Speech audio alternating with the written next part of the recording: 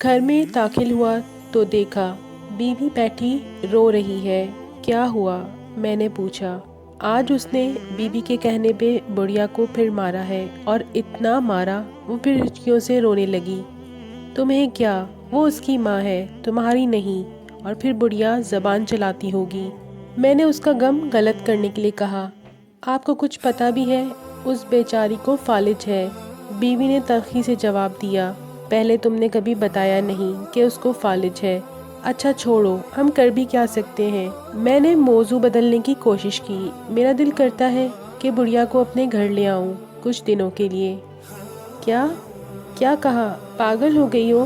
पराई मुसीबत अपने गले डालोगी? मुझे उसकी सोच पे गुस्सा आ गया। सिर्फ हफ्ता भर के लिए? नहीं नहीं, ये नामुमकिन है। और फिर वो क्यों देने लगा अपनी माँ हमको? मैंने कहा, उसकी बीवी कई मर्तबा कह चुकी है कि बुढ़िया मरती भी नहीं। बीवी ने कहा, बस आप मान जाएं और उसको अपने घर ले आएं। ये कहते हुए वो मेरे पहलू में आ बैठी। अच्छा जी, अब इस बुढ़िया को घर लाने की जिम्मेदारी भी मुझ पर डाल रही हो, और ये तो सोचो कि तुम उसको संभाल भी लोगी। मैंने कहा, अपने बच्चे तो है नहीं, मैं घर में सिवाय टीवी देखने के और करती ही क्या हूँ। चलो वो आ जाएगी तो मेरा दिल भी लगा रहेगा। उसने उदासी से कहा, हमारी शादी को 10 साल हो गए थे, मगर औलाद से महरूमी थी। मैंने सोचा चलो बात करके देखने में हर्ज नहीं है। कौन सा वो अपनी माँ हमें देने पे राजी हो जाएगा? अगर राजी हो गया तो? अगर वो बुढ़िया मुस्तकिल गले पड़ गई तो? मैंने अपने खच्चे का इजहार बीवी से किया। ये तो और अच्छी बात है, उसने खुश होते हुए कहा। अगले दिन शाम को काफ़ी सोच विचार के बाद मैं उनके घर गया। मैंने प्लान के मुताबिक उससे कहा कि मेरी बीवी फालिज का इलाज कुरान पाक से करना जानती है और आपकी वालदा का इलाज करना चाहती है। ये सुनकर उसने किसी खुशी का इजहार न किया, तो मैंने बात जारी रखी कि इसमें मसला ये है कि आपकी वालदा को हफ्ता भर हमारे घर पर रहना होगा। आप फिक्र न करें, हम उनका अच्छे से ख्याल रखेंगे। ये सुनकर उसके चेहरे पे शर्मिंदगी और खुशी के मिले जुले असरात पैदा हुए। उसने थोड़ी सी बहस के बाद इजाज़त दे दी। मैंने उठते हुए कहा कि इलाज में 15-20 दिन भी लग सकते हैं। उसने और भी खुशी महसूस की। कहने लगा, सलीम साहब, मैं चाहता हूँ कि मेरी माँ ठीक हो जाए, भले महीना लग जाए। और यूं अम्मा मुस्तकिल हमारी होकर रह गई। वो बुढ़िया सफ़ेद रुई का गाला सी थी। मुनासिब खुराक और देखभाल न होने की वजह से हालत और ज़्यादा ख़राब थी। मेरी बीवी तो तन मन धन से उसकी सेवा में जुट गई। उसके लिए हर चीज़ नई खरीदी गई। बिस्तर, कंबल, चादरें, कपड़े।